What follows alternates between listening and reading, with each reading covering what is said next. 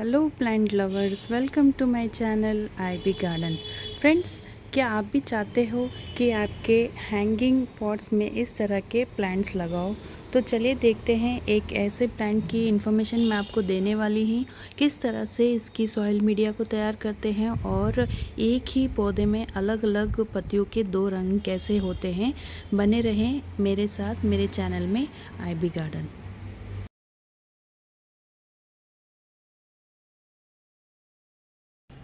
Friends, जिस plant के बारे में मैं आज बताना चाहती हूँ वो है रूबी नेकलेस प्लांट। जी हाँ फ्रेंड्स, ये एक सेक्युलेंट टाइप का प्लांट भी है और इसे आप हैंगिंग पॉट में अगर लगाओगे ना तो देखना थोड़े दिन में काफ़ी अच्छी तरह से ये फैल जाता है और आपका गमला जो हैंगिंग पॉट वो भी नहीं दिखाई देगा। पूरे इसकी जो स्टेम्स है अच्छी तरह से ग्रो होकर पॉट को भी कवर कर लेगा ये रूबी नेकलेस प्लांट। इसे लगाना बहुत ही इजी है। ये एक छोटी से स्टेम से भी इजीली ग्रो कर लेता है और स्टेम तो क्या, इन पत्तियों से भी ये इजीली ग्रो कर लेता है रूबी नेकलेस प्लांट। और यहाँ पर अगर आप देख रहे हैं तो ये दो वैरायटी के प्लांट नहीं है तो एक ही वैरायटी के, लेकिन इसे हम जहाँ भी रखते हैं, मतलब अगर आप कड़ी धूप पे रखोगे तो इसका रंग कुछ इस तरह से रहेगा, डार्किश ग्रीन लीव्स होंगी इसकी। और अगर आप सेमी शेड एरिया में रखोगे तो इस तरह के लीव्स रहेंगे। है ना कुछ मैजिक जैसा, लेकिन हाँ ऐसा ही हुआ है। मैंने इस प्लांट को दो अलग अलग गमले में लगाए हैं। जहाँ पर सेमी शेड एरिया है तो वहाँ पर इस रंग का लीव्स ग्रो हो रहे हैं और जहाँ पर बहुत तेज़ धूप आ रही है तो वहाँ पर इस रंग के लीव्स ग्रो हो रहे हैं। तो ये तो रही इसकी ग्रोथ के बारे में। अब सॉइल मीडिया के बारे में बात करते हैं। जैसे कि मैंने आपको कहा है, सेक्युलेंट टाइप का प्लांट है तो इसकी मिट्टी भी कुछ इस तरह से बरबरी होनी चाहिए, ज़्यादा चिकनी नहीं रहनी चाहिए, वरना ये रेन बारिश आने की वजह से मिट्टी बहुत ही सैगी हो जाती है और जम जाती है तो रूट्स इसकी फैलने में बहुत मुश्किल होती है। तो इसकी वाटरिंग के बारे में बात करूँ, अगर आप 15 से 20 दिन तक भी पानी ना दो तो भी ये इजीली सरवाइव करता है, क्योंकि इनकी पत्तियों में अगर आप देखोगे तो ये इसकी पत्तियों में ही ऑलरेडी ढेर सारा पानी स्टोर हुआ रहता है। ये देखिए फ्रेंड्स, किस तरह से इन पत्तियों में पानी भरा रहता है। तो 15 दिन क्या, अगर आप एक महीना भी इसको पानी ना दो तो भी ये प्लांट ईजिली सरवाइव करता है। तो चलिए देखते हैं इसे किस तरह से मैं मेरे गार्डन में लगाती हूँ।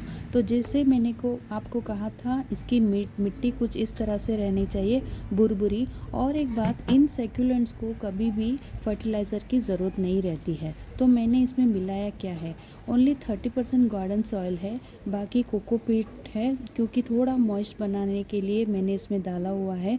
40% कोकोपीट है और थोड़ा सा वर्मी कंपोस्ट। जब मैंने स्टार्टिंग में सॉइल मीडिया बनाया है तो वर्मी कंपोस्ट डाला है, अदरवाइज़ ज़रूरत नहीं है। थोड़ा सा इसके अंदर जो वाइट डॉट्स दिख रहे हैं ये सब कुछ पैरालाइट है।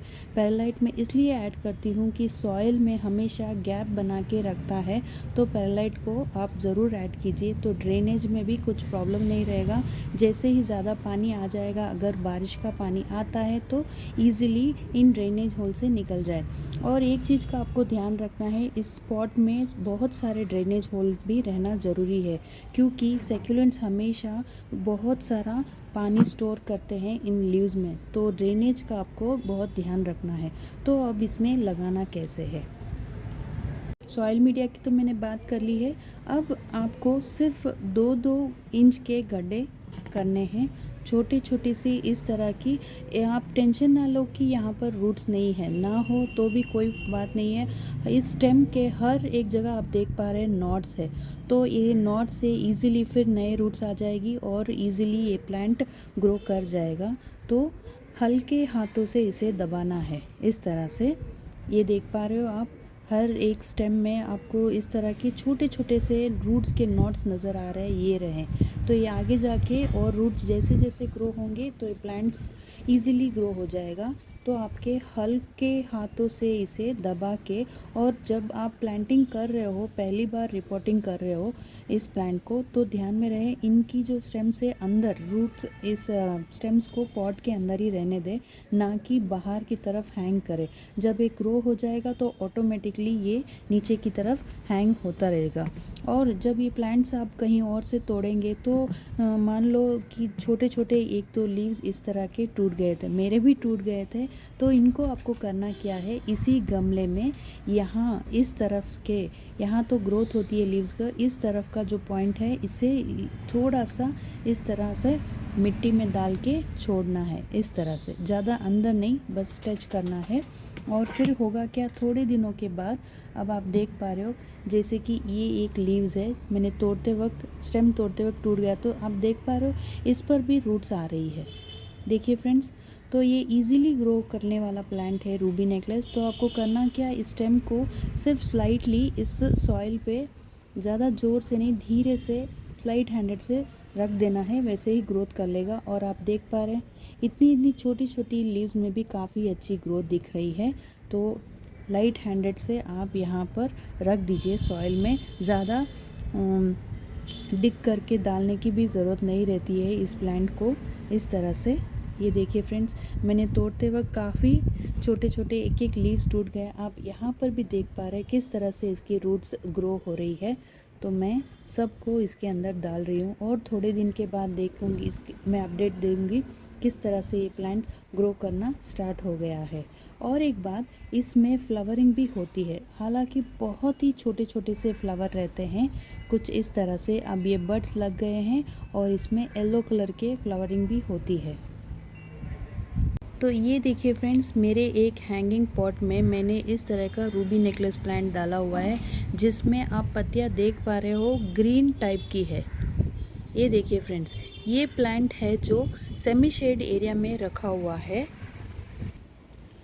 और ये प्लांट जो है रूबी नेकलेस का, इसे मैंने तेज धूप में ही रखा हुआ है। ये प्लांट पर इसकी पत्तियां आप देख पा रहे हो कुछ पर्पल कलर की नज़र आ रही है। इस तरह से यही एक ही प्लांट है, लेकिन इनकी पत्तियों का रंग कुछ इस तरह से है। और अगर आप चाहते हो कि फ्लावरिंग हो तो इसे धूप में रखना पड़ेगा। जब आप धूप में रखोगे तो इस तरह के छोटे छोटे से फ्लावरिंग होना स्टार्ट हो जाएगी। फ़िलहाल ये रूबी नेकलेस प्लांट चाहे आप धूप में रखो या छाँव में रखो, लेकिन है तो बहुत ही अट्रैक्टिव प्लांट। जहाँ भी आप लगाओगे इस तरह से ये पॉट को धीरे धीरे पूरी तरह से कवर अप कर लेगा।